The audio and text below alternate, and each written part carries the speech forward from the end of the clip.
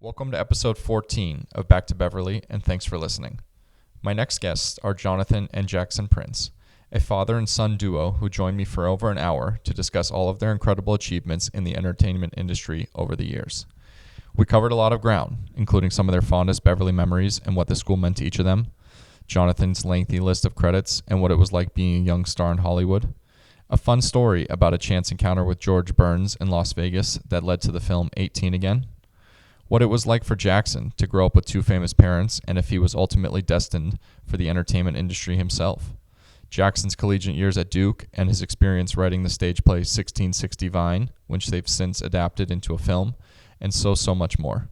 I can't thank these two enough for taking so much time out of their day to join me for a special trip back to Beverly. I hope you enjoy our discussion as much as I did.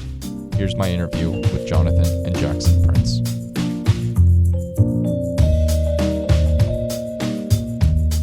All right, are we good to go in the control room? Okay, cool. All right, well, welcome to a very special edition of Back to Beverly. Special because it's my first with two guests, but more special because I'm doubling down with a dynamic duo in the entertainment biz. My guests today are father and son, Jonathan and Jackson Prince. Jonathan's credits are too long to list, but he's had a long and distinguished career in entertainment, both in front and behind the camera, and his son Jackson, a recent Duke grad, has already notched his belt with a writing credit in a major motion picture released last year.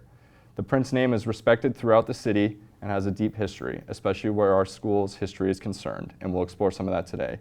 I'm really excited for today's show, and I hope I don't mess up their names during the process. Please join me in welcoming Jonathan Prince, class of 76, and Jackson Prince, class of 2015. Jonathan, Jackson, it's my pleasure to welcome you both back to Beverly. I'm glad that we all got the memo of wearing gray. Yeah, it's good. Somehow it became a very unified threesome. Yeah, it did work out. So my folks taught me growing up, always respect my elders. So Jonathan, first question to you, how does it feel being back here on campus? I love it. I loved Beverly High. I'm an El Rodeo graduate. Yeah. I'm a Beverly High graduate. My mom went to Beverly High, all four of my sisters, my son. So this is very much my home. And in fact, I loved my Beverly Hills Unified School District, sort of El Rodeo, Beverly High life, much more than college. My best friends are still my friends from Beverly. Sure. So coming here, things change, but then there's just that sameness. And so, yeah, there's that weird feeling of like, oh, that the floor looks new. Uh-huh. It's like today I walked in, the black shiny floor, and I thought like, wow, no gum on the floor. But the minute I walked into K-Bev, and I had spent time here a long time ago when I was a student, and then later on when Jackson was a student, I'm back. And it's so good to see all of these people in this studio, but more important that the programs are still here. It's all about the programs. Yeah, well, it's nice to hear, and that's part of the reason I brought this show back is because it's such a special place to so many people, and so many people had such a great time here. So Jackson, obviously you were here more recently, so I expect the shock and nostalgia are a little lessened, but how does it feel being back? There was some shock and nostalgia. Yeah. I'll give you that. There was shock and nostalgia. Right. Yeah, I started walking around. I came a little early because I was like, I wanted to ground myself, wanted to feel where I was. And there's this narrative that after my class left, class of 2015, that's when some of the buildings started to get knocked down and some of our favorite teachers started to leave. And there's this idea of like, oh, Beverly's never going to be the same. Yeah. And how are we going to go back? And what is it going to feel like? And I pulled into the driveway. I pulled into like my usual spot. Yeah. My spot's still the same. My mural's still the same. Yeah. I designed the mascot. Oh, cool. When I was a part of ASB, so that mural was that. I looked at it, I was like, that's mine. And I walked out and I walked around and I was like, yeah, no, it's still Beverly. Yeah. So I think the comforting thing was that you come back here and it's changed and it's different, it's evolving, but it's still exactly what you remembered it. Yeah. There's that French saying, plus ça change, plus ça c'est le même. The more things change, the more they stay the same, and it's true here. Couldn't be more true. So you touched on it a little bit in your original response, but I want to mention something so special about Beverly, which is that a lot of us who went here are second or third generation, and I think you even said Jackson's third generation. Mm-hmm. So I guess I'll pose it to you both. Jonathan, how cool was it to see your son get the same experience? And then you, how cool was it knowing that your dad went here and I think you said your mom was a Beverly grad? Yeah. So, I mean, how cool was that? I had teachers, my sisters and I had teachers that my mother had, and Jackson had teachers that I had throughout El Rodeo and Beverly High. Yeah. And there's nothing more fulfilling than watching someone who you love go through an experience that you had differently. Jackson had his own journey here, but at the same time, having those same feelings of coming home every day saying, I played ball, I was in the show, I was in ASB, like I did it all. Because my whole thing about Beverly is, if you want to, you can do everything here. You don't have to be in a silo. And so that was what my parents set out for me. So as a second generation, when the minute Jackson was born, I said to his mom, like, he's going to the Beverly Hills Public Schools. Yeah, right. So it was great to watch him have his journey at my place. And was it cool for you having some of the same teachers that your dad had throughout the, his... It was a trip. There were a lot of name mix-ups. There was a lot of John Jackson, like that. Which that's sort of my. I sort of sometimes take the title of Jonathan Jackson. I'll wear that with pride because I know that his time here was obviously legendary, and it was amazing to be a part of this school, especially at the time with when he was super involved with BHF and wanting to really help the public school system and help this district specifically because. I'd come here every day and I'd have my own journey, whether it was theater or baseball or KBEV or leadership or the newspaper highlights. And, as I would walk into these, meetings or classes or whatever, I was so aware that there was work and volunteerism and effort and care being put into everything I was going to. Interesting. And that was because of him. So, it was pretty special to come onto campus every day and know that he's wanting this education experience to be great, not just for me, but for my classmates. So, I would say we're all very lucky to have that sort of commitment and dedication to the school district. Very rare, especially these days. And we were talking earlier, but we could use a little more of it, I think, in the district today. Yeah, I think that's what happens is, parents who are, if you service your public schools, it means you care about all the kids. And if you service your private school, you're sort of following your kid. I think the best thing about Beverly is there is loyalty to the school. Yeah, very much so. Norman for life, for sure. And I think Josh Gross said it on my episode, but the Beverly connection runs so deep. And the minute you mention Beverly, like people's face lights up, if they have that connection to the school. Yeah, it's still on my resume, and most people are like, "Take the high school off your resume." I'm like, "Not, I promise you." I know. If you tell Beverly God that you're from Beverly, it's an instant connection. Yeah. So, Jonathan, I want to touch a little bit on your high school experience, but I assume with your early acting background and credits, you must have been in the drama department. We were talking a little bit earlier, but was the legendary John Engel your teacher? He was. I was lucky. My teacher was John Engel, and there was a teacher named Bill Corrigan. The shop was taught by a guy named Barry Frost. I know all the names like they're yesterday. I didn't cram for this final. Bob Holmes was a legendary choir teacher, and then my senior year, Joel Pressman took over. Wow. So I also got Joel Pressman. The orchestra was led by a jazz conductor named Luther Henderson, whose father is a jazz legend. So we were doing productions, and remember, back then the school was 2,400 people.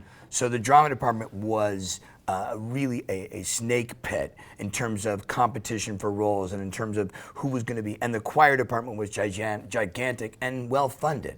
So every year I was in the madrigals, we went to Hawaii for a week and sang all these Christmas carols. And we did 4 shows a year. Back then, I wax nostalgic. Back then, during summer school, John Engel ran a summer program where it was called the Summer Rep. And you signed up for summer school, but basically you did 3 shows in repertory theater all summer and sold tickets. And so the arts were thriving, but so was everybody else. Gil Chesterton was thriving. Dusty Stiles was thriving. Like, it was an amazing time.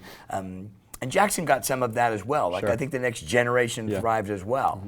Yeah, we were talking a little. We were saying the '70s was sort of that golden era of Beverly, and we had our own mini golden era, I think. But yeah, I mean, that's a drama department that we were saying.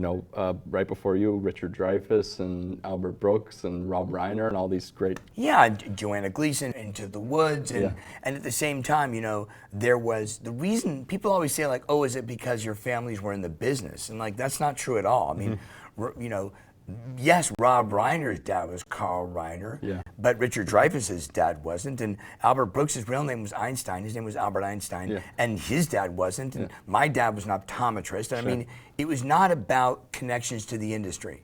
However, it seemed that way because people who came to Beverly got discovered. Johnny Silverman was doing a play at Beverly High in the Little Theater, and an agent saw him. And not but like 3 months later, he was on Broadway doing Brighton Beach Memoirs. Wow.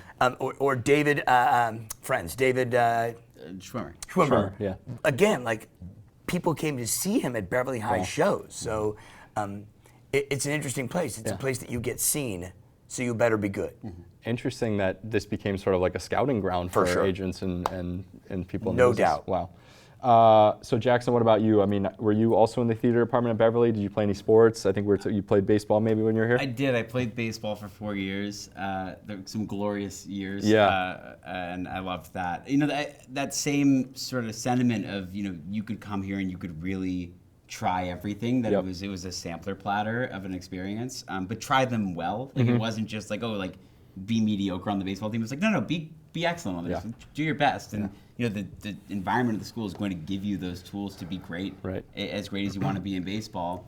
But I said, you know what, I love theater. I want to try my hand at it, and I was able to carve a path through that. I actually didn't do madrigals, and I was like I would show up to theater rehearsals, and all my madrigal friends would have me talking about choir, and I'd be like, oh man, like if only I had time. Like I was like, I gotta go play baseball. I got baseball practice. Literally, it was like baseball, and I would have to cut baseball practice short to get to musical rehearsal, and like I just didn't have time in the day, but that was how I wanted it, and so I did that. I came back here in KBEV, and Mr. Carey actually reminded me that I did have one class. One of my 8th periods was rebooting radio airlift. Yeah, which is kind of a cool thing because I mean, when I was here, we didn't have it. I think maybe it had gone away, and you guys brought it back. We brought it back. Yeah, there was just this reverence for like, you know, cool things that existed in the first golden age that we were like, you know, we should make these things great again, and that was make great. Yeah. In the other context, not that way. In the way of actually making them, you know, wonderful and bright and exciting. And you know, I think that, you know, with theater, radio airlift, I was involved in leadership, so I got to do that experience and really be part of, like, you know, the spirit of the school. And then I had a great sort of 2-year experience with the highlights, with Beverly Highlights, with Miss Herbst, who ran it. Yeah. And that passion really was what drove me to Duke, because I thought I was going to be a journalist. Yeah. You know, I loved writing so much, and I thought, oh, writers go do journalism. Yeah. So that's where that began. And with all that, you still had time to go home and do your homework and everything? You know, I forgot where homework. You fit that in. Exactly where homework was. You know, like we had a homework table. Yeah. We had a homework table in the middle of the house, and you know, I was tough on it because I said you can have all the extracurriculars as long as you have the curriculars. Right. And you know, the nice thing about Beverly was Jackson's right. If you wanted to do anything, it was there, but you had to be good at it. Yeah. And excellence is something that Beverly was always associated with, right? And I think they still are. I mean, Cindy Dubin and I talk all the time about some of the stuff that's going on in the cooking class. Like, it's still a place for excellence. We just need people to come back to the school. We need people in the butts in the seats and money in the bank. Well, that was the big thing also, is that, you know, that sort of getting things done academically as well, that there was this desire to not just have a lot of friends and do a lot of fun things in school, that it was, no, like, these are the same friends that you're going to be thinking about your next steps academically and what you want to do with your life and career. So it wasn't just, you know, doing things passionately for passion's sake. It was, you know, that we were really forming these bonds with people that have lasted to this day, really. I also feel like a larger enrollment you know, it's more diverse, obviously, but it also drives a competitive nature where you want to do well, you want to play better, you want to be a better theater, you know, you want to do better in the play, so it sort of drives this competitive spirit where it uplifts the whole school, right? 100%. A rising tide, you know. Yeah, the notion is that, like, this was a place for ambitious people, right? And the more ambitious, you can never have too many ambitious people. You can never have too many smart people. You can never have too many talented people. Joel Pressman used to say, could I just get another tenor? Just one. And again, the more full the school is, the more full the programs are. And the more full the programs are, the more chance there is for people to excel in the program. Right. You know, if football starts to wind down, then the star football player doesn't even get to anyone to throw him the ball because he's a receiver. Or what happens to girls volleyball? Like, programs make the school. Right. It's not this destination. It's not this place on Moreno. Right. It's a state of mind. And what better preparation for the real world, right? That's I mean, you know, we especially for college. Well, we grew up in, you know, we're so lucky to get to grow up in this city. It's such a, you know, when I describe to people what Beverly Hills is like when growing up here, it's not what you think it is, and then there are parts of it that it is what you think it is. But we're so blessed in that, you know, what an amazing opportunity to get to practice that chase, that ambition, that competitive nature, to want to be the best version of ourselves at all times, and that's driven by the fact that you show up and there are 50 people here all trying to be great in your same lane. So you got to learn from them, work with them, try to be better than them, but also be friends with them, which is welcome to show business. Yeah, but, it's all of that. So. Yeah, well, you can thank Aaron Spelling for that image of Beverly Hills exactly. worldwide. So obviously you both headed off to some pretty prestigious institutions after Beverly. Jonathan, you end up at Harvard, and Jackson at Duke. Jonathan, how was it stepping foot onto Harvard Yard, and how long did it take you to sort of figure out the difference between your car keys and your khaki pants? Obviously for any West Coast kid, the weather is the thing, especially in Boston, that just like knocks you down. And I remember the two things that struck me most about Harvard was I thought that the kids at Beverly were brilliant and talented and ambitious, and then I went to Harvard and realized there's a dramatic moment in which we all get together, the freshman class, and the guy who's Proctor says, everyone who was number one in their class stand up, and a lot of people stand up. Everyone who was president of their class stand up, and all of you remain standing. And after a while, everyone who got a perfect board score stand up. Pretty soon, everyone is standing, and he says, look around you. Now you know what you're up against. Everybody sit down. And so it was humbling, but in a good way. And then, so my Beverly training of being able to go up against excellence, but also learn from my peers, because Beverly was a place where I remember really learning from my peers, not just my teachers. So that was great training for Harvard. What was really bad training for Harvard was weather. So my first freshman winter in Harvard Yard, I'm wearing, back then they were called fry boots. It was a cowboy boot with a leather sole, which was perfect for LA.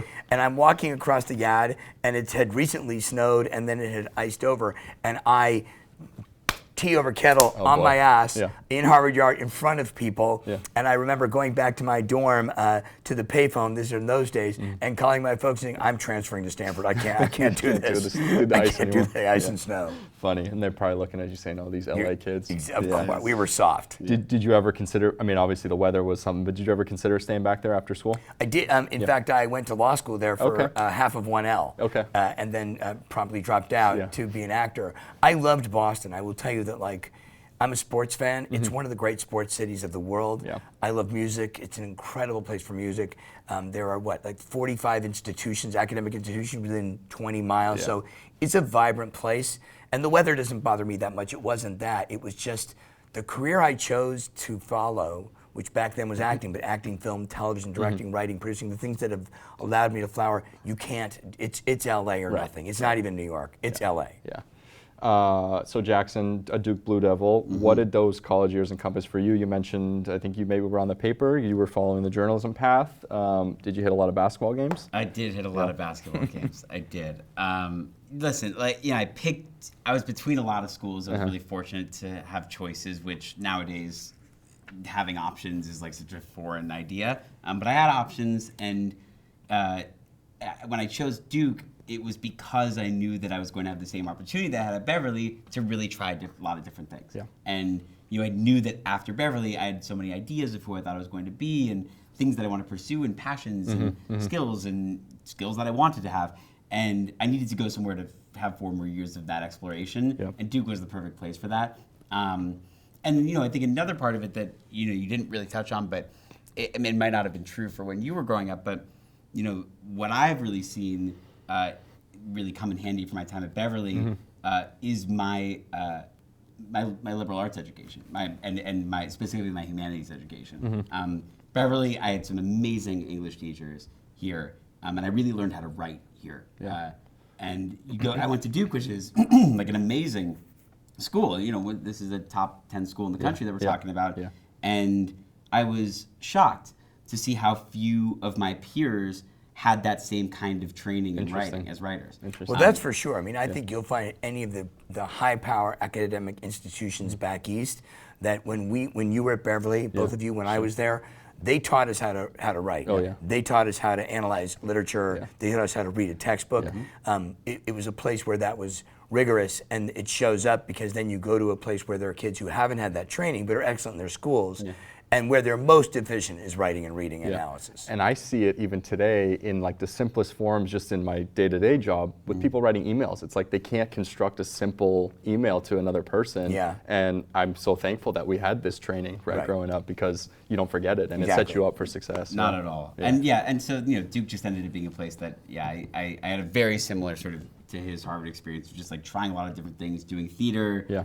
Thought I was going to be a journalist, and junior year it was 2018, which was a weird time to be a journalist. I think anywhere between 2016 and now is a weird time to be a journalist. Yeah. And that was sort of when I chose to really lean into theater, just because I felt more comfortable, with the stories and the stage than the stories. I will say this: that come basketball season, I wear a Duke T-shirt. Okay. I'm no dummy. Well, of course. There was, I mean, you talked about slipping in Harvard Yard. Yeah. At Duke, we have a tradition where we all sleep in tents for the Duke UNC game. Their kids leaving their tents right now. Yeah. And for 3 of the 4 years, I slept in a tent for a basketball game, and the horror of my nice Jewish parents to tell them, it's 35 degrees and I'm sleeping outside tonight. They always it's my shift. What am I going to do? They always do that shot on ESPN when they're leading into the game, and you see the tents, and I'm thinking, God, I feel bad for those poor souls that are sitting there. I was one of them. I made it. I made a few sinus infections later. I made it. Well, it's one of those experiences where it's like you just have no choice, right? You just got to do it. It's what you do. Yeah, and it's another sort of bubble thing where like you come back here, and I would tell my friends these stories of Duke. They're like, you did what? Yeah. And I'm like, listen, USC's a different school. Yeah. Good football. Right. But, you just had to be there. I had to be there. So going back to the writing, do you think, knowing where you are now, and we'll get into a little bit about what you've done in the last year, but do you think that your experience on the paper and through Beverly has sort of honed your writing skills to be able to write a screenplay and write a stage show? Yeah, I mean, at least for me, what's amazing about what is changing about the landscape, I think, of showbiz is that it's opening up to more kinds of communities and people who could be a part of it. Yeah. So I think back in your day, it felt much more like, not that there was a pipeline, but it felt like, it's right there. They're shooting movies right around us at all times. Yeah. Now you can shoot a movie in Atlanta, you can shoot a movie in New York, you shoot a movie abroad, you shoot it in Canada. It's a different time. So in a way, when I went to Duke, I was surprised to see other people who were interested in screenwriting and storytelling. It was a lovely surprise and a really cool way for me to compare the stories that I wanted to tell to other people's stories. But I think going to Beverly, being here, being in this space, no one has a KBEV. Like that is just an amazing resource to have. So having an amazing theater program and a journalism department that was really committed to excellence, that it was different stakes than I think the people who I went to Duke with who wanted to do a similar thing. Yeah. They didn't have that high school training of saying, by the time I turned 14, I get here and there's an expectation to be excellent. And like that really did kind of start this desire to want to be excellent. You might have been closer to the finish line where they were just starting the race. A little bit, yeah. Which isn't necessarily, doesn't make it easier or harder, but it definitely makes it feel more tangible, which can make it feel easier because it's right there as opposed to across the country, across the world. And to your point, no other school has a KBEV, and my dad likes to tell this story, but the first time, so I went to school back east too, I was in Massachusetts, Western Mass for me, but the first time, I thought I was going to be a broadcast journalist. I did KBEV in high school, and I was like, well, let's check it out. So we walk into the UMass broadcast studio, and it was a shell of what we have here, right? And so I said, well, I can't do that. I mean, this is how they put a show on in here. And so, I switched it at that point, but it was, to your point, like it really dawned on you at that point that like what we had here in high school was so special that some colleges don't even have access to. That's right. Yeah. So switching gears a little bit, and I'm not looking to go too far into your love life, because we do like to keep it PG on the show, but I am fascinated about the period in the late 80s. You were starring on a TV comedy Throb and dating one of the most prominent actresses of the time, Emma Samms from Dynasty. It was all pre-TMZ and social media, but your relationship was national news and on the gossip pages. Yeah. What was that like, being sort of the fodder for the press and to be right at the beginning of the paparazzi days? Luckily we avoided the social media part of all of it, obviously, because it didn't exist. But the paparazzi were everywhere. She was quite famous. She was on both. She had been famous for a show called General Hospital, a soap opera. But then she was on Dynasty, which was the biggest show of the time. And then she was so infamous that they put her on a second show called The Colby. So she was on 2 nights a week on 2 massive soap operas. And she was quite beautiful and talented and British, and so she was quite the thing. And so the press loved that. And I was just this guy who was on a sitcom. But we were an odd couple together because we both had a great sense of humor, and they would book us on TV shows together doing game shows. So we would do Password, and we would do Pictionary, and we would do all of those TV games, Hollywood Squares, as a couple. And people began to see us in public all the time, and we would appear, and people would expect us to both be like, hey, that funny thing you did on Password last week. I'm like, I don't remember it. But I think when it hit me between the eyes that I was fodder for the press was, it's not a story I tell proudly, but I will tell you. We were in England back, she was shooting something in London, and I went with her. And she's a normal-sized human being. I don't know, maybe she's 5'4" or something, I don't know. And I'm normal-sized-ish, but we're about the same size. And we are at the Palace. There's some event at the Palace, and we're there together, and we're coming down the stairs from the Palace. And I happen to be a stair below her. So she's a full head above me, maybe more. And some journalist paparazzi from London, and we know how cruel they are, takes a picture, and it's only chest up, so I'm looking up at her almost. And the headline in the London Rag said, "Emma's found her little prince." Oh God! And I thought, oh Lord. But it does make me feel for what people go through today, and what's so strange is that there's a generation of people who want it. They chase it.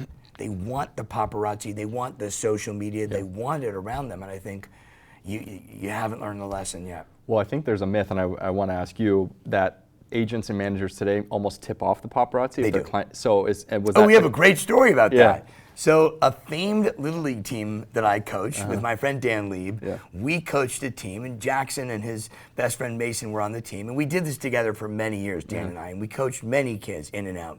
And one day in practice, two best things have happened to me story-wise. One is my wife Darnell, I met her coaching Jackson because I coached her son Alec, and a year and a half later we moved in, and we've been together for 12 years with Jackson and her kids. So Little League was good to my personal life, but the paparazzi story is crazy. There's a kid named Connor who shows up, really good athlete, big kid, and his last name is Cruz because his dad is Tom Cruise. So Tom's kid Connor and Tom's sister and her two kids are given to me and Dan, like, you guys can handle these kids.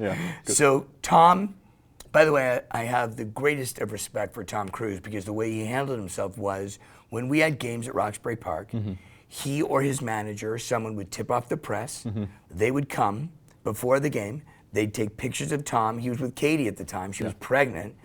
And and then he'd say, all right, thank you guys, you got to go now. And they'd leave. And they'd let us play baseball. And so of course, I think Tom's deal was tip off the press, I'll let you take pictures of me. But I think you're right, agents, managers now want to create a buzz. You know, it's create a maelstrom. The thought that the longer you're in the press, the better it is for you, I suppose. As long as you spell your name right. So my research department had to remind me that when I was here at Beverly, circa 2009-10, we hosted a town hall together. I actually didn't remember it, but my dad said we did. Under the supervision of Mr. Carey, who we were all catching up with before the show. What, if anything, do you remember about that? Could you tell me what it was? I honestly don't have any recollection. This was a town hall in which we were trying to unify the schools, the K through 8s and Beverly, because there had been this notion of what's wrong with our schools. By the way, I think that question gets asked every 3 years at every district, in every city of every country around the world. What's wrong with our schools? Because if we don't fix our public schools, our systems break. So it was a time at which there was a question about raising money for the schools, and were we going to have kids coming in from the outside, this program that my dad started. So we wanted to host it together. It was a student and then BHEF co-hosting this thing together. It was in the little theater, I think. It's starting to come back to me a little bit. It was, and you and I just switched off interviewing and asking questions from the audience. Got it. You were fine. Wow, it's bringing us all back all these years later. And then not too long after that, all the dominoes sort of seemed to set up for you to follow in your dad's footsteps on the school board. Did you ever consider a run? Or what happened there? You know, my dad had a really wonderful experience for the years he was on the board. He started a program called the Mod 70 program, which I encourage people to look up, which was letting students self-schedule at the age of 15, 16, 17, letting you choose which period you would be at school and which period you would leave school. My dad started the program in which there was no dress code. Wow. You could wear whatever you wanted to school as long as it was decent. The hair length, it used to be you have to cut your hair to be an athlete. During my dad's years in the early 70s, it changed. He was a change agent. In fact, the entire project that brought young people from out of our district here was through my dad, which led to Carter Paysinger, who became a principal here. But it led to other great athletes and artists and academics. And he did it with a guy named Lyle Suter, who I always give credit to, and his son Mike Suter and I went to school together. But at the end of it, my dad was assailed by people who liked dress codes and liked short hair and didn't think students deserved it. So when he ran for re-election, there was a mudslinging campaign against him. It was quite bad, really bad. And I have a memory of that. But I had the taste for it. You know, I'm a competitor, so that didn't bother me as much. But I realized that the change that I could make was outside the system. Because if I'm inside the system on the board, I'm limited by what the board member's allowed to do. Outside the board, I ran the one campaign, we raised $1 million in a week. I doubled the amount of money we were making at BHEF. I could start programs, I could go rogue. And I was. My God, Dillon, I went rogue. My years being involved in the public schools in Beverly High, I went rogue every single day, whether I was on the PTA at Beverly High, PTA at El Rodeo, but mostly my time at BHEF. And if I were a board member, somebody would have pulled me over and given me a ticket, you know? Yeah, and you would have had to stay in your lane, and in this case, you were able to play outside the, or, you know, do whatever you wanted at that point. That's right. I also think the board is this sort of illusion that you can do things, but at the end of the day, I mean, as is a lot of politics, you're beholden to the people that vote for you, and if you're doing things authentically from the heart that you just want to do to make your community a better place, then you're just driven by the things that you believe, and then that's a real test of whether or not your ideas. We know what it is. Right? If you're a board member, you ask permission, and if you were going on the BHF, you ask forgiveness. And they always say, "I'd rather ask forgiveness than permission. Do it, and later on we'll figure it out." And look at all the good you were able to do, raising. I mean, what did you say, $1 million in a week, and then you were telling us before the show too, $2 million when you 1 year. Yeah, we did great things, and also we were able to bring in incredibly talented people. We brought Fred into El Rodeo, right, and he sort of ran the theater department there for many years. We were able to target money towards different programs, so programs could flourish because we could say to parents, "Oh, your kid's involved in KBEV. Here's what we need at KBEV." We really made it a great place again, and I felt like that was because we had the ability to talk to parents directly and not live by the board. And then, you know, the biggest tragedy for this school is the loss of butts in the seats. Right, that's the problem right now, and that's the problem I hope your show, when it reaches people, they say, well, I live in Beverly Hills. Why is my kid going to Harvard Westlake? I live in Beverly Hills. Why is my kid going to Brentwood? I know. The facilities are also just as good. Like, it's really. And to college people out there, colleges want public school kids. They actually don't want private school kids. I always wondered that too when kids would start at the K through 5 with us, and then they, you know, 5th grade they'd go to Harvard Westlake for 6th grade, or the high school they would go to some private schools. Like, what do you think in what world is that education or what you're going to get there better than what we became very good friends with the admissions people at Harvard and at Duke, and then other colleges. And every time I talk to an admissions director, it's the same thing. Give me the public school kid who had to work to succeed, as opposed to the kid who was given to them because their parents are paying $60,000 a year in tuition. Interesting that colleges are looking for that now. And to your point, the loss of the permits here. Well, and that happened while I was here. I think. So that was a really contentious time, and I just remember sort of realizing as things were shaping up around me, and I was watching some of my friends have to scrape for permits because they had to get grandfathered in and all these different, and it was just like, this should not be what's front of mind for people. That you live in this community, you live in this community, you should be coming to this school, and if you want to come to this school, it's a big school. We got room for you. So, you know, I think that there's just this really silly notion that we needed to size down. It was the basic aid thing. What happened was we became a basic aid district, and suddenly we didn't want to pay for other kids. But I remember very good friends of mine who put their kids in our schools using their grandparent legacy program. You know what I'm talking about. And when they were told that their kid wasn't welcome here, there were tears by students and teachers and parents. Yeah, it's kind of devastating. And to your point, like it's such a big school here. What do you do when there's half the enrollment that half the school must be empty? I can't imagine. Yeah, sometimes I picture I was walking around today and it was a little empty. And I was like, like at 3 o'clock after school, the hallways were buzzing. When I was here. Yep. And so that was a weird moment. That was my one moment where I was like, where's everyone?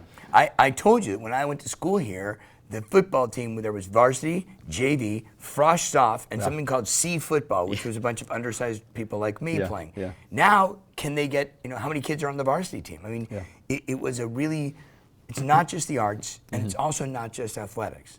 It's all our programs. The more kids in the schools, the more AP programs. More STEM programs. More STEM programs, more extracurriculars. Yeah, more going on. So, and you hit that on was it. our commercial. Well, I was going to say, you hit on it. That's sort of one of the reasons I want to bring back the show was this school is so great to so many of us, and I think a lot of us have seen that it could be greater than it is what it is right now. And so, maybe this does reach enough people in the community that we say, okay, let's try to shake things up again. The real change has to be made to go away from being a basic aid district and go back to being, and the problem had been that Reagan, denied funding to the public schools, and so suddenly we were an underfunded school in a wealthy district. But so is Malibu. I mean, there's lots of high schools that raise money in other ways. Exactly. Well, and I think now, coming back here, it felt like for the first time that Beverly was getting ready to show itself again. I think when the walls were knocked down and construction happened, it was sort of a time to be inward for Beverly, and it makes sense that enrollment numbers went down when the schools disappeared. Yeah, construction. Nobody goes to school in a construction zone. Exactly. So I think now is the moment, for parents and kids to really start to have these conversations of like, what do we want this school to be like? We're ready to show ourselves to the world again. So we're going to reemerge, and let's be great. Yeah. So Jackson, I wanted to back up and talk about your childhood a little bit before we go into what you're up to now. Your mom is actress Julie Warner, who starred with Michael J. Fox and Doc Hollywood, and a personal favorite, Chris Farley's Tommy Boy. We've hardly scratched the surface on your dad's IMDb. Quite a combo. Did you grow up around sets, and was your showbiz fate sealed? Ooh, I did grow up on sets. I'm an only child, so I would say my fate was never sealed because I was too rebellious to say that I was going to be one thing. But listen, your mom's an actress who spends time with the most amazing people and is in herself an artist. And my dad doesn't like to call himself an artist, but he's an artist. He's a writer and a director and a producer and packaging things and wanting to create these big ideas and wanting to change the world through storytelling. To grow up with those two people as parents. Also, she went to Brown, so this was Brown and Harvard education, making this artist baby. Incredible. Sure, maybe fate was sealed, but I definitely tried my best to sort of elbow out to see, maybe is there some other way to make an impact? You were talking about it with your wanting to, where can I make an impact? Is it the board or BHEF? I sort of felt the same way. I was like, I think I want to be a storyteller, but I didn't know if is that journalism. Is that through this kind of media? Is this being an on-air person? Is this being a writer, a director, an actor? Radio, exactly. So I wanted to try my hand at all of them. Growing up on sets, I think I always had the idea that I could end up in this world, and I was very familiar with what it felt like and how to talk to people like this, and then I had this other love, which was sort of from both of them because they both did do theater, younger, but not so much in LA.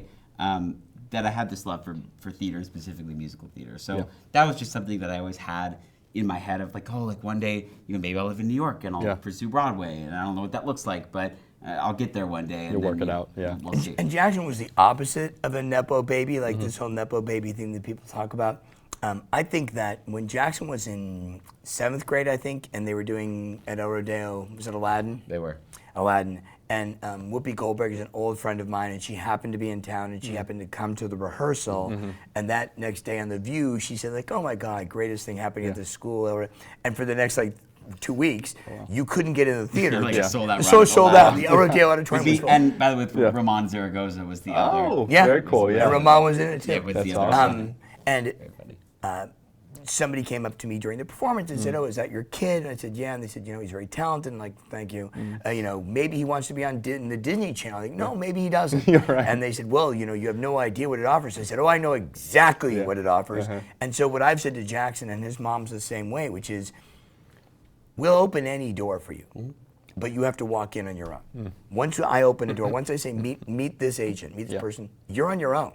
And either you do well or you don't. And I think good parents, whether it's in what you do for a living, what any of you do for a living, good parents will open doors. If I chose to be an optometrist like my father, I wish he would introduce me to other optometrists. Right. That doesn't make me a nepo optometrist. It's sort of the role of mentors. Like I think it's what we call them now, and it's our generation sort of way of thinking, is a mentor. Someone who will introduce you to the person, trusting that you're the person that's going to walk through the door and say, "Hey, I deserve to be here. That's right. I'm worth my salt. I can do the job that you need me to do." So I think it was in that way. Yes, my parents were in the industry. A part of it was that I sort of felt like I was gonna do something in the storytelling vein.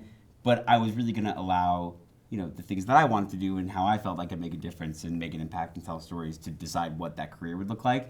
And, I'm still figuring it out. Also, I used to say to Jackson, you think you can make a living in the industry because you didn't know me when I was a waiter. Like, he only knew me as a success. He never only knew his mom as a success. And so part of what's great about Beverly is that you go to school thinking, well, why not me? Why shouldn't I be an actor? Why shouldn't I be a producer or a writer? The world of the possible is here. Connections be damned. The world of the possible is here, whether you're born into it or it's your best friend's house that you hang out at. And all you have to do is look at the alumni wall and just see who came before you and say, why not me? Right? And wonder where the hell my picture is. Right, exactly. Why isn't it up there yet? We'll have to talk to Josh Gross about that. I liked what you said, though, about opening doors, and I'll just tell a quick story. When I was looking for work after school, I wasn't having much luck, and I knew I wanted to be in real estate, and so I said to my dad, do you know anybody? So I met with investors and brokers and yada yada, and he said, I used to know Rick Caruso when I was at SC. So we sent him an email, Rick responded in 5 minutes. It took me 9 months to get a meeting with Rick, but once I finally did, he said, what can I do for you? And I said, I'm looking for a job. He gave me an internship, and that turned into close to 7 years working with him. Wow. So it's amazing what parents, I like what you said, that open the door for your kids, but they have to walk through it. And I think sort of, so you've done that, and I did it, and I think, it's a lesson from any parents that are watching, that it's a great way to sort of get your kids on the right path, but they got to do it on their own. Exactly. Well, because the worst thing could be is that you get there, and I have friends who've gone to this point where you get there and you realize, well, maybe I wasn't ready for all that. Maybe I got to the show too early. And maybe because they held your hand along the way, and they didn't sort of a little bit. So I think I was very fortunate to have parents who went to these Ivy League schools and were like, no, you got to be smart. You got to do well before we help you out. So there you go. So Jonathan, your son has followed. Obviously, we just followed in your footsteps, writing the screenplay and songs for the musical that you both ended up bringing to life, 1660 Vine. Does it make you Cavell? It does. Compelling. It was, I Jackson started this thing as a project at Duke, writing a student musical with a bunch of his friends, and he wrote the book and lead songwriter. And I go to see the musical at Duke, and I don't know if it's good or bad. What do I know? I mean, I'm a fan of musicals, but I'm not going to be judgmental, and it's my kid. So Jackson had been assigned through Duke University, a mentor, a great Broadway director named Charles Randolph Wright, who did Motown the musical, among other things, just did the Frederick Douglass musical. So he's sitting in the front row, and he's scribbling notes during a particular performance. And I'm sitting next to him. He's never met me. And at intermission, I said, so you're taking a lot of notes. What do you think? He said, I think this has a lot of promise. I think I can get a production of it at the Roundabout in New York. Wow. And I said, that's amazing. He said, but I have to admit, I'm a little biased. I mean, I'm basically this kid's father. And I said, I am this kid's father. That's funny. Nice to meet you. And from there, emboldened by an objective criteria, when COVID came and it couldn't be at the Roundabout, theaters were closed, I said to Jackson, well, let's just pivot. Let's shoot it as a movie, and it'll be a play later. And we did. That's great. And so obviously you shot in. There's some big names in it. Pia Toscano, I think, goes in at least a Loeb. And is it? I mean, can people watch it right now? If when they see this, or is it? I think if they go to 1660vine.com, which is our website, you can purchase the movie. Got it. We are currently in hot negotiations with a streamer.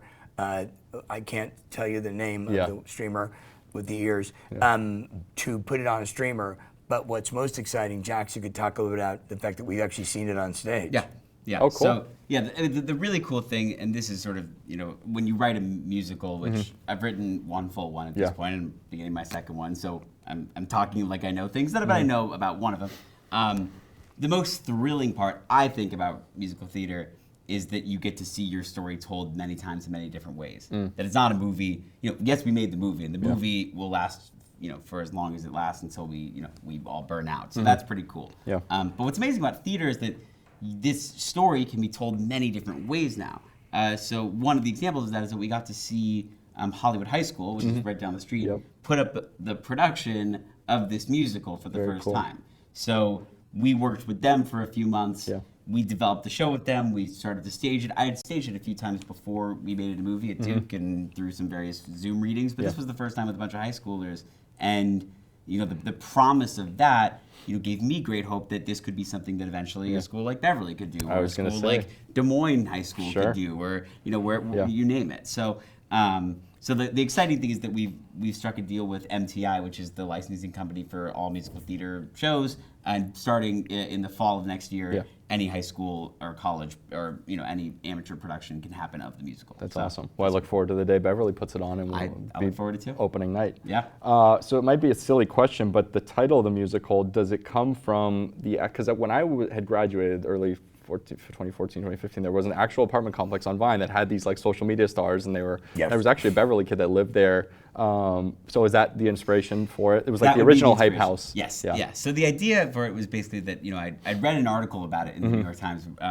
It was weird that I didn't know about it. I think I went to Duke. And I sort of lost track of what was going on in terms of.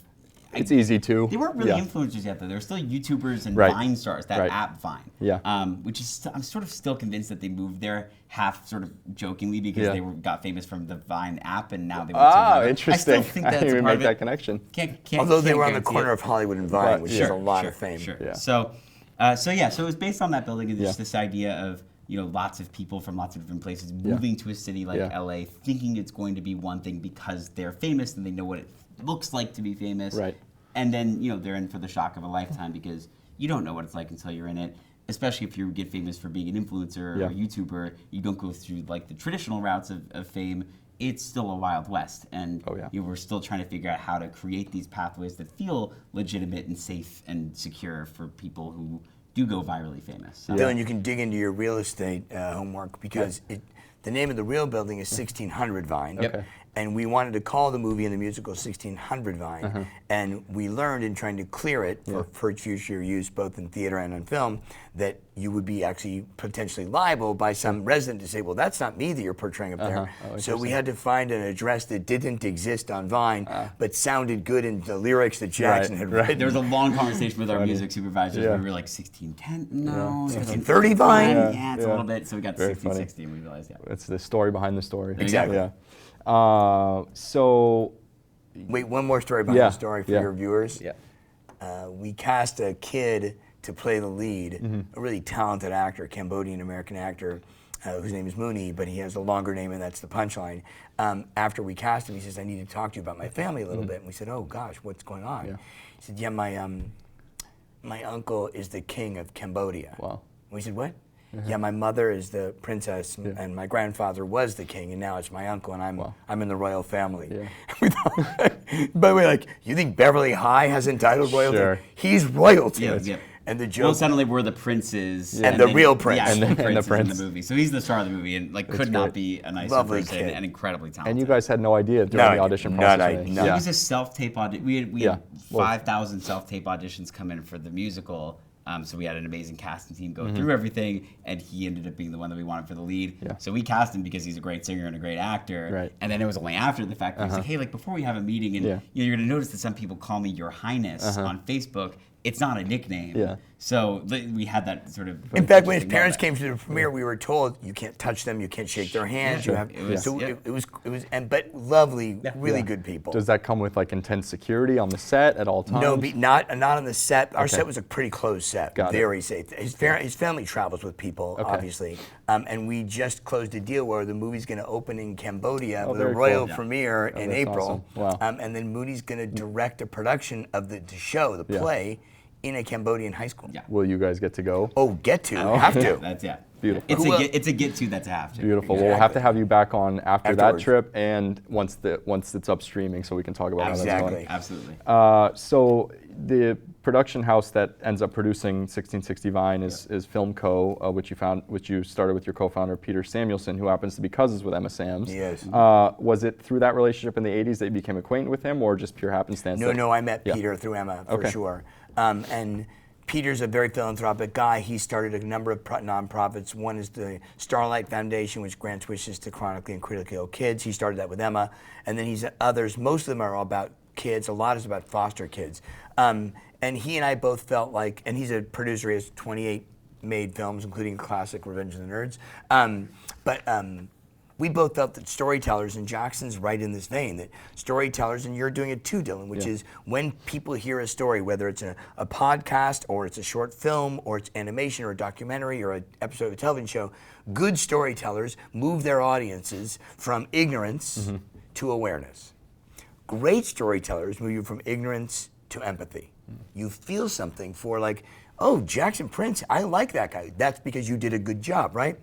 Or a fictional character, even crazier. And then we storytellers drop them off at the curb. Like, I'm so glad that you're so angry about the unhoused problem in LA. Enjoy your popcorn. And the nonprofits, who really can make the world a better place, are terrible storytellers. They're just not good at their job because that's not their job. Their job is to activate. So Film Co., every project we do partners with either a nonprofit or a constellation of nonprofits around an issue. And we do animation. We have a musical. 1660 Vine is one of them. And that's centered around mental health and social media. So that's the issue. So that's what Film Co. is. We do movie, television shows, and all of them based around issues told by the best storytellers of our time. And the really smart thing that we did was, it was sort of a constellation of producers as well. And one of the because we weren't just going to do it with a bunch of movies and television people, we had to get some people from theater. So we involved this one group called the Streaming Musicals Group, and their idea for this model was that we're going to shoot this as a movie, and instead of doing the musical that becomes the movie, we're going to shoot the movie and use the movie as the proof of concept for, hey, this is the musical that we should all be doing. So now what gets to happen is this musical that you can watch for take 2 hours and watch the musical as a movie. You can say, great, the licensing rights are right here. I can get my high school or my community theater or my college, or we can do it at a first-class theater in New York. So that was their idea of how to produce this. So we teamed up all together. And when you add to that the change the world part, if your high school out there right now wants to do this musical, you get the music and the script and all the directions about how to do it. You also get a teaching curriculum about how to talk safely about social media and mental health. You also get a documentary that shows how we went from screen to stage at Hollywood High. Like, we want schools to feel like it's okay to talk about social media and mental health. Because you're talking about it anyway. Exactly. And it's so important. I mean, obviously we grew up sort of with it, but this new generation has been with it since their early. You guys are sort of. You guys are not quite. We just missed it. You just thank God. Right. You just missed it. Well, and I think that was throughout the process, I think every good writer should ask themselves, why am I writing this? Should I be the person writing this? And I kept coming back to this idea that I am both in it, so I understand the world and I know people who are players in it, but I'm also just outside of it. So I was able to constantly check in and say, how do I feel about this? How should we feel about this? How do people in this generation feel about it? Because I think a lot of these people who are, these young people who are between the ages of, I'll say 11 and 17 right now, are just swimming upstream. They just don't really, they don't have the ability to kind of break out and say, what's really going on here? Am I okay? Is my relationship with this phone okay? I heard some stat, two really sort of jarring stats. One, which is that more young people want to be influencers than any job in the world right now. Most of whom don't really know what that entails. Right. So that's a really interesting. And then the other thing is that we, as an average, spend somewhere between 7 to 8 hours on our phones a day. Wow. Which is just alarming. And I think, of course, we all want to be influencers. It's the people that we're watching all for. And it looked how glamorous does it look, right? And Dillon, you understand the model because why are you doing this program? Because you want people to remember the glory that is Beverly and see the influence it had, and you want to inspire people to come back. You know the why, right? And you hope through these stories to say to people like, hey, why aren't my kids going to Beverly? Why aren't I investing in the public schools? Exactly. I mean, you know the why. Yep. So John, we talked a little bit about earlier, but you were part of the 70s at Beverly, which produced over a few years the likes of Gary Newman, Sam Simon, Benny Medina, former Back to Beverly guests Andy Licht and Alan Neerob. Was there something in the water back then? Yeah, you know what? It's like the 70s were an amazing time because in the 60s, if you look, there's incredible footage that you can catch here of Beverly in the 60s, which was kids on the front lawn with guitars, singing protest songs, worried that they were going to go to Vietnam. I mean, Beverly kids went to Vietnam too. Yeah. You know, that's absolutely the generation. And in the 60s, there was a focus on fighting the evil of the world.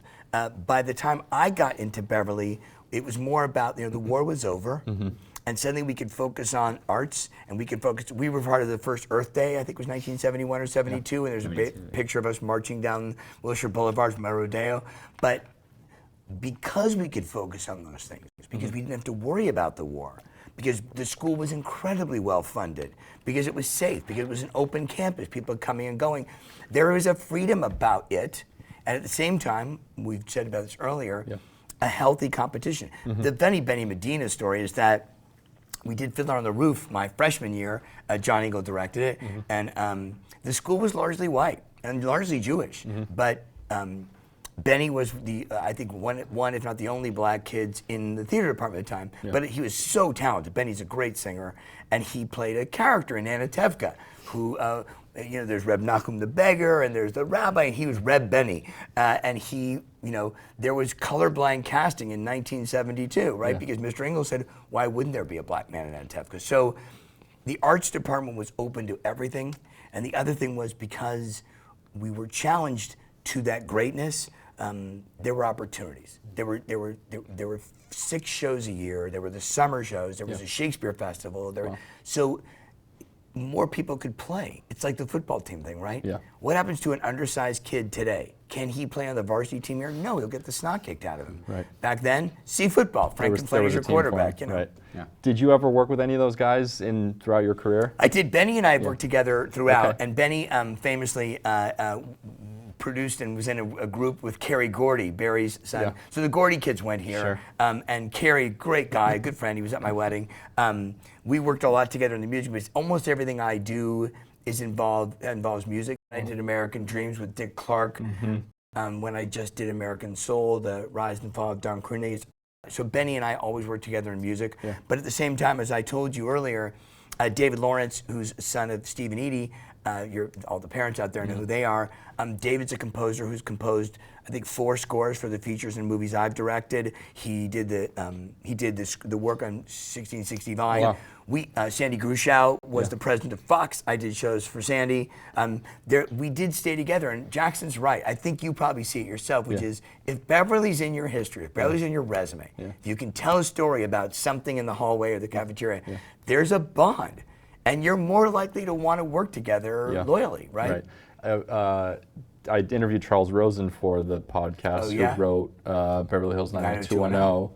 And I asked him, I said, did Beverly help you get the role as the writer, as the head writer? And he said, it was the thing that got me the role. He said, I walked in there he said, either I walked in or my agent called Aaron Spelling and said, I've got a writer that went to Beverly and could tell the stories, how you want them told. And he was like, you're done, that's it, you got the role. So to your point, the Beverly connection runs deep, and once you make that connection, you're more likely to work with someone. And listen, it's iconic in other ways. Like when you go watch a movie, a black and white film, the title is obviously the punchline, in which a basketball court that they're dancing on splits and people fall in the pool, and you say, I went there.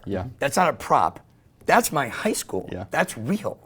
People are like, that's your basketball court? I mean, they still can't believe it, right? All these years later, they can't comprehend. I'm like, that's the swim gym to us. The story is that the director was scouting locations to shoot the movie in LA and came to Beverly High to scout our basketball court, and the court was open and there was a swimming pool. And he said, so what's going on? Oh, give us a minute. And he says, can you open it? And he said, oh, we're making the movie here. This is it. Exactly. So you were also on a TV show, Mr. Merlin, in the early 80s with a couple other fellow Beverly grads, Clark Brandon and Phil Morris. Talk a little bit about that experience, and I mean, it sounds like throughout your career you were just surrounded by Normans. I was. I mean, again, Clark was my best friend at El Rodeo and Beverly High, and then I went off to school, to college, and Clark stayed in LA to work as an actor, and he had a great career as an actor.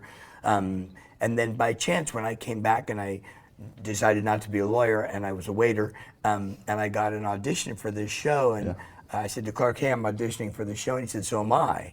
And I said, "What part are you auditioning for?" Right. This part. I'm like, "Good, okay." And we both got the part.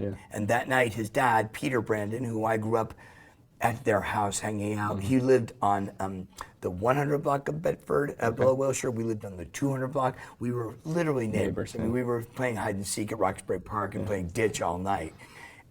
We waited all night. We found out that the show was getting picked up. And we worked here. We played best friends on television, having been separated for 4 years. And the punchline to that story is Clark became quite a teen idol. He was a really good-looking kid with big blue eyes and brown hair, and girls loved him. And they would write him letters. "Dear Clark, do you think you would ever go out with me?" And they would write me letters saying, "Dear Jonathan, do you think Clark would ever go out with me?"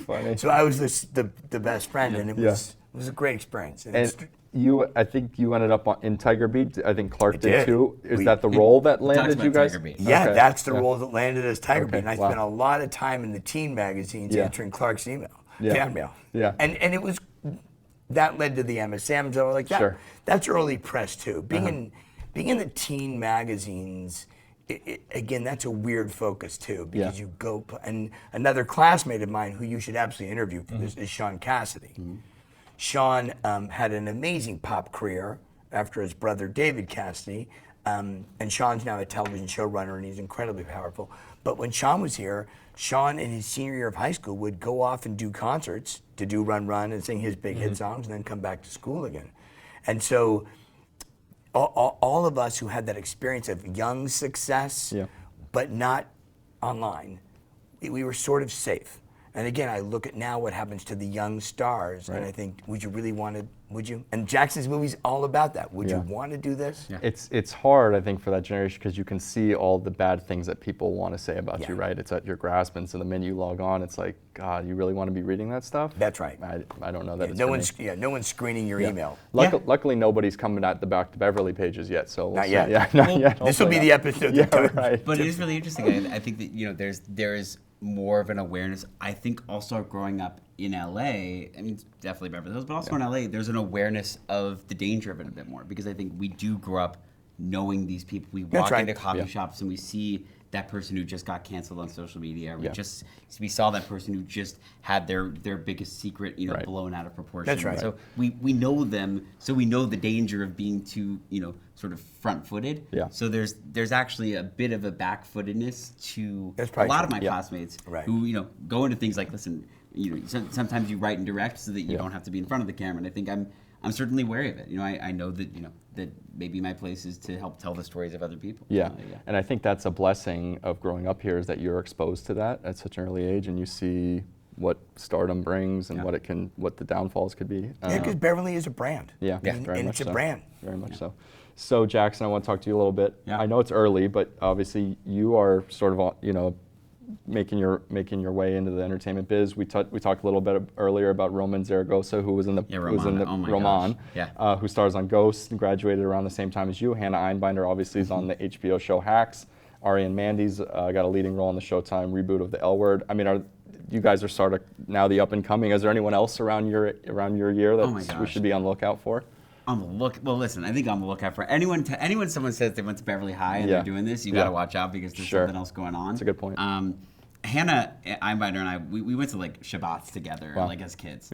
And you always knew it's just like, she's so funny, and you sometimes when you have a friend and they're just very funny, they grow up and they end up being, I don't know, just like a funny car salesman. I don't know. But what's amazing about Beverly is, you can turn, you're a pretty funny person, into what she's got, which is, one of the best shows on television. That you got to watch Hacks, and you got to watch Ghosts, because Roman is like truly brilliant in that show. Am I right also that her mother went to Beverly? Well, her mother went to Beverly and was one of the first SNL cast members. So again, the apple doesn't fall far from the tree. She's so funny. Well, So But it's, there's something, again, I think there's something that's always in the water here. And I see it, one of my good friends is a guy named Tristan McIntyre, who was in Guys and Dolls with me and Romeo and Juliet. And he's about to be opening in the Outsiders musical that they're putting up at the La Jolla Playhouse. And, there are lots of people who are just in this process of doing things. Listen, the quarterback of my varsity experience was Zach Bialabos, and he's turned into now he's Zach Dia, and he's on tour with Post Malone. Exactly. So there's this strange, I'm not gonna call it's sort of a danger, but it's an opportunity that always looms of being here, having these connections, understanding the possibilities of what you can do, and at the end of the day, being someone who has influence and impact in the arts. And I think that that's something that you're going to see more and more people in the next 10 years with Beverly roots just popping up, their faces being recognizable in these industries. So the way you phrased it is right, which is it's the world of the possible. Yes, there's something in the water, and what's in the water is the realization that it's water. Meaning people who go here say, well, why couldn't I go become a stand-up? Why couldn't I go write or direct or go to see and if you grew up in another community where there aren't role models who have made it, first of all, you think I could never do that, and the answer is you could. But for many of the colleges even, they don't even know the job exists. They don't know that there's a job of someone who is a art director on a film. So you'll have an incredible artist, and they'll say, why aren't you in the movie business? Why would they need me? Well, they need an art director, or they need a graphic designer. So it's the world of the possible is here. And I think that's what I've found is to be truly exciting, is to take that world of the possible that exists here and take it into every community I go into. So, I mean, a lot of the same experience that you had when you walked into your undergraduate university, same thing at Duke. I walked in and, the resources, the conversations, none of them were happening like they were happening at Beverly. The world of the possible didn't exist there. Right. So what was amazing, and especially about this first project that I got to do, was I got to write it with my friends from Duke from all different parts of the country who weren't necessarily interested in show business. They, they didn't have their eye. They were going to go be doctors, or they were going to go be lawyers. They were going to go, work in New York and, work at, some corporation. And, what's really special about growing up here is I think the opportunity to not just pursue it yourself, but to build these communities if possible, where we can have really exciting storytelling, not just from this Beverly community, but all around us. And that you're always going to find a Beverly person in the middle of it. Like if you always go to the root of it, you're like, someone went to Beverly here. Somebody did. And Josh Gross shared with me when, I think maybe it was on his episode or it was before we were chatting, but I said, wow, there's a lot, he was rattling off a bunch of people that graduated around him and before, and it was all these incredible names. And I said, wow, it's pretty incredible. He said, you'll see. He said, 5-10 years from now, your class, and like you were saying, 5 years from now, 10 years from now, you'll see these people that they just ooze success because they feel like it's attainable. That's right. Because of what's become before. That's exactly right. Yeah. So I just turned 30, but grew up in a family that treasured two Hollywood legends, George Burns and Dick Clark. You've worked with both in your career. I did. You wrote the hit film 18 Again. Did you write the lead for yourself? No, the short version of the story is I was in Las Vegas and prayer meeting, I'm sure, and I was rolling craps because that's the family game. My grandmother played that game, and I met a young woman and we were flirting with each other, and she said, "Do you want to go see a show?" And I'm thinking like, all right, sure, and she says George Burns is, and at that time he was a giant. He would just finish doing Oh God, so he was God. And everyone, he was 81 years old, and everybody wanted to make a movie with the guy before he died. By the way, he had the last laugh. He lived to be 100. But she said, you want to go meet him backstage after the show? Okay, why not, I think. Sure. And he says, how you doing, kid? And I said, I'm good, Mr. Burns. He says, what do you do? And I said, I'm an actor. And he said, dime a dozen. I said, well, I'm also a writer. And he said, oh, you got any ideas for me? And I said, well, you know the song you sang at the end of the show tonight? I wish I was 18 again. I was thinking, and I began to talk, and I swear to you, I often say it this way, that the hand of God was up me like a puppet. I just talk. I have no idea what I'm saying. But I'm pitching a movie about being 18 again. But I have no idea. And I finish, or I think I'm finished, and he says, it's a terrific idea for a movie, kid. And I said, oh, well, thank you. I mean, that's why I came to see you tonight, because I wanted to pitch the movie to you. And the girl looks at me like, are you kidding? And I'm like, And he says, do you have it written down? I said, yeah, I've got a 10-page treatment. And he said, where is it? I said, it's back in LA. He says, great. closing night, the day after, I'll meet you back in LA. I said, when do you close? He said, it's tonight. See you Monday. So I rushed home and talked to my then partner, Josh Goldstein, and they were in a hurry to make a movie for him. Wow. So we got to write our first movie, and it got made, and we spent a lot of time with George Burns. That's incredible. And Josh Goldstein was a classmate. Beverly High graduate. That's and we got to also make a movie, your folks would love it, with Sid Caesar was also, by the way, Sid Caesar's kid, Rick Caesar, went to Beverly High and played basketball, so I made a movie with him as well, and then Dick is Dick. You know, Dick Clark is the greatest. So on that point, you developed critically acclaimed American Dreams, which we just touched on. Josh Goldstein, who you also worked with on 18 Again. On this one, you collaborated with Dick Clark. What was that like? He's just You know what, Dillon? When Dick died at his funeral, there was a gentleman, Barry Gordy, who founded Motown, who knows a lot about a lot. And Barry Gordy said, without Dick Clark, there is no Motown. Without Dick Clark, there is no music the way that we know it today. And he said something I'll always remember. He said, there are people who come along once in a lifetime. And there are people who come along once. He said, Dick Clark, once. Yeah. He was a great teacher. He was a great mentor. He was a great quarterback when we needed him to be. He would fade in and be on the offensive line and protect my blind side. Like, he was really there for us. And the most touching story about Dick was when we built the set. We did 65 episodes of that show, but the first one, we had built American Bandstand stage to look exactly the way it did in 1963. Yeah. So Dick comes to the stage. He hasn't seen it yet, and I just want to show it to him. I'm so proud. And he stands up on the podium where he used to stand 50 years ago. And he's looking out, and he touches the mic, and he plays with the mic, and he looks over, he says, thank you. And I said, what? And he says, you know, they say you can never go home again. And he said, I'm home. And I was like, I was crying. Like, oh my God, he was a great man. Yeah. We were very lucky to have him. And he opened the door to us having the biggest musical stars of all. You know, Stevie Wonder was played by John Legend. Usher played Marvin Gaye. Kelly Clarkson played Brenda Lee.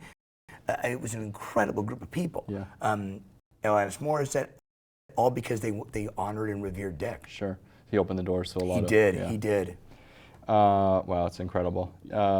So Jackson, I spoke a little bit earlier about your family's history in Beverly Hills, and I'm going to skip a generation and let you tell us about your grandparents. Revered educator Gail Prince, a special education teacher, and Dr. Martin Prince, an optometrist who oversaw our school board for a number of years. But you were also shaped by your grandfather on your mother's side, Neil Warner. So the floor is yours. The floor is mine. Yeah, you know, I was very lucky to have many, many years with those three. Yeah. My entire childhood with them, and my grandfather on my mom's side, Neil Warner, was sort of one of really the two main composers of the musical Man of La Mancha. Okay. Which is one of my favorite musicals and one of those pieces that just is in your musical theater history. If you 101, you go listen to that show. So that idea and you know, knowing that I had a part of what he had and that ear and the desire and the thought of being an artist, that was him. Yeah. And I really do credit him for that and my love for music. And yeah, you know, with my grandmother and grandfather, I would call them Granny and Papa Marty. Yeah. My granny passed a year ago, and so this has sort of been the first year without her. And you know, the big thing that I've taken away from having, you know, in the way that you talk about, you know, that they were your parents and one was a doctor and the other was an educator, I think about it in the same way. And I think, you know, what are the priorities? What are we here to do? And my grandmother really taught me, and my grandfather as well, because he was, you know, he was so instrumental in shaping the years that so many students had here, was that our job is to create big footprints. Our job is to create things that last and that affect people and matter. And that's what educators do. And they were both educators in a way. So you know, really, as I go on my journey, I'm just beginning as an artist. What I talk about time and time again is education. And can we use art to teach each other things and close gaps of understanding? And you know, listen, I wrote a musical about a bunch of influencers, and on the surface, you think, well, okay, what do I have to learn from that?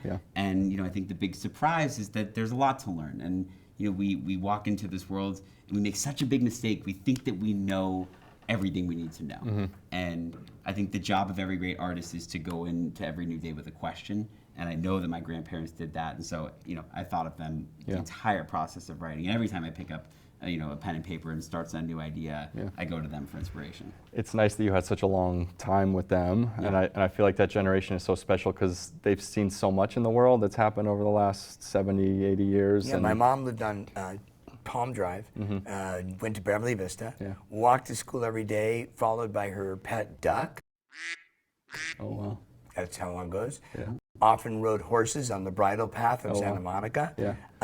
Then hands it over to me, and I grew up with the train going down the tracks that we all know between the Santa Monica Boulevards. Sure. So we were very close in our time together, but my mom goes from being followed by a duck and me hopping on that train that would take us to the library to Jackson's life, and it gently hands over because Beverly Hills is such a small town. Yeah. And so what my mom saw was a small town changing, and suddenly J.J. Newberry's is gone. All the things you hear your family wax eloquent about, you know.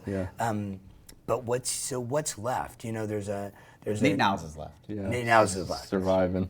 There's an indigenous Native American proverb about that when you go to a river and you put your hand in the water and you go away and you come back 10 years later, if you put your hand in the water, it's different water, even though you're in the same place. What we have to do at Beverly is admit that there is different water, but still make the place a place of ambition and excellence and joy. And I think to your point, it's that small town that brings so many people back because it's such a special place. And when you grow up here, you know that you want your kids to have that same experience. That's it. Yeah. And I'll tell you one other weird thing too. So I as all this stuff was happening, I'm not used to being. I definitely feel like a writer at times because I get a little bit skeptical of the spotlight, and when people want to do things, things like this, I'm always like, oh, camera, okay, got to get used to this again. I was on the cover of the Jewish Journal when this was all happening, and which was sort of just I had thought a fun thing to do is do an interview for the Jewish Journal, and I did a actually, wait, I'm not saying the Jewish Journal. It was the Courier. It was the Weekly. The Weekly. The Weekly. By the way, Well, third time's a charm. Yeah, Josh there will it kill is. you. It was the Weekly. You were writing for the Jewish Journal. I wrote for the Jewish Journal in high school, and then the Weekly was who I was on the cover for. Exactly. So I was on the cover of the Weekly, and I thought, okay, I'm on the cover of the Weekly. Super fun. I'm in the middle of post-production for this movie, so I'm like, I do my interview, and I'm like, they're like, we need a headshot, and I go get like a quick headshot, I send it in. I did not know I was going to be on the cover, and then I see my face on the cover of the Beverly Hills Weekly, and at first I was like, it's your face is on the cover of this newspaper that you would get delivered every week to your house, and you're like, okay, interesting moment. And then I was like, oh, maybe no one's gonna see it. Maybe it's just gonna sort of, and then you get the texts. And I kid you not, hundreds of people who I haven't talked to in years, people who I'd forgot existed, like coming and saying, oh my gosh, like we're so proud of you, we're watching you. And you realize, and I really realized, and it's sort of this moment of like, everyone's watching. Everyone's really watching what goes on with the kids that go through this system. That there's an investment in the opportunities that are given to us, and that it's our responsibility to do things with them. So that when we do great things and we're shown to them, that we have to take pride in the fact that we grew up here. I always tell people, your thing was that you would always tell people at Harvard, they'd ask you where are you from, you say, oh, I'm from Los Angeles. Well, we're in Los Angeles, big city. West LA. Well, we're in West LA. Like this sort of. And for me, I from that lesson, I always took to say, I'm from Beverly Hills. Let me tell you what it's like. And let me be the best example that I can be of the city. It's all a tribute to Josh Gross in a weird way because while the Courier covers the news, Josh perpetuates the culture. That's true. Josh understands this is a city of culture, and I don't mean Jewish, Gentile, black, white. I mean the culture of Beverly Hills. Josh understands it. He fertilizes the soil. He plants new seeds. And so when he says, all right, here's a legacy, here's a third gen, we need to talk about what the third gen's doing to keep it going. And I credit Josh for keeping his eye on the ball of this small town and this school. And to your point, he said to me, we need to be bragging about our schools. He's right. And we need to not be ashamed of the school district and where we came from. We need to be bragging about it because that's what's going to bring the greatness back. He's entirely right. There's no better advocate for the schools than Josh. No, and it resonated with me. So we've only scratched the surface, and I say that after an hour and 15 minutes of talking. But and I'd love to have you both back again sometime soon. But for now, Jonathan, can you tell us what's the best piece of advice that you've been given early in your career? Yeah. I think whatever career you chase, coming from a place like this or coming from wherever you are, the good thing about this advice, I think, is it has no geolocator. I think you have to learn two things, and you have to hold them each in one pocket. One is patience, and one is tenacity. And I think if you are only tenacious, and you are only chasing the dream, you will end up with an ulcer because it doesn't happen quickly. Mm-hmm. If you are only patient and only easy on yourself, it won't happen. Yeah. So you have to find this balance of being tenacious and chasing the thing you love, the thing you want to do, the gift you want to give back, and patient enough to know it may not happen today. And just have one stone in each pocket. And when you're too patient and things aren't happening, mm-hmm. pull out the tenacious stone. Yeah. And when you're so tenacious that you're just punishing yourself for not having the things you want or making the change you want or being the person you want, put it away, hold on to the patience stone, give yourself a break. I think that's the best advice I've got. And Jackson, before we wrap, what's something you would tell a recent grad that's looking to break in the industry like you've so successfully done? Two things. One, and this is a piece of advice that I have to continue to give myself, is if you say that you're a writer, you have to write. And there's no such thing as an aspiring writer. Mm-hmm. I know so many people that say, I'm an aspiring writer. I'm like, well, have you written something? They're like, yeah. Well, then you're a writer. Uh-huh. You've written. You're doing the thing. That's what we're supposed to do. Yeah. Now, you haven't written the thing that maybe gets you the Golden Globe or the Emmy or whatever you're going to win, but you got to write. So that's the first thing is do the thing that you say you want to do if it brings you joy. And that's the other thing is, we're in this culture right now of instant gratification, of the value of titles, that, it really means something to say, I'm a writer and I wrote a movie that it was made, and all of these sort of qualifiers, and we feel lesser than if we haven't hit those. I think that the value system, and I learned this over COVID because a lot of us were struggling with, I think there was a lot of consuming during COVID. We all watched a lot of shows, and it was hard to do the output thing. It was hard to feel creative and feel like you wanted to do things at that time. And I talked about changing what a successful day looked like. And if we can make our successful days about doing the things that fulfill us and making sure that we're still doing things that fulfill us, and maybe the thing that was fulfilling us yesterday isn't fulfilling us today, and how can we change that thing so that we can still go about our lives and feel like we're striving towards things. So I think the big things are find joy every day, and also find a community. Don't try to go at it alone. There are way too many friendly people. There are friendly alum like me, and thousands of my other classmates who would be happy to talk to any Beverly kid who wants to break into this industry. So reach out. Have a conversation. Be bold enough to ask the questions, because you're going to get great answers, and you're going to get someone who's going to believe in you because you went here. Right. It can't hurt to ask, right? Or exactly. As you say, can't hurt to ask. I can't thank you guys enough. Oh, sure. I love your outlook on life, and I love how much you guys love Beverly, and that's shared by me. So thank you both. I have such fond memories of you as a kid here, so it's nice to come back and see you all grown up. Well, I appreciate that, and we'll have to do it again sometime soon. I look forward to continuing to watch the success story with 1660 Vine. Thank you so much. Thank you guys for coming in. Thanks for your time. Until next time. Go Normans, baby. Thanks again for listening. And just a reminder, if you enjoyed this interview, please subscribe to Back to Beverly on Spotify, Apple Podcasts, and YouTube, and follow us on Facebook and Instagram. Until next time, I'm your host, Dillon Curtis, signing off.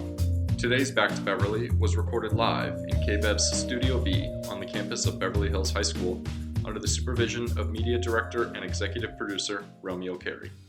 Directed by Colby Gilardian, Sound Engineer Jason Maybaum, Camera Operator Harry Gilardian, edited by Randy Curtis, and produced by Dillon Curtis.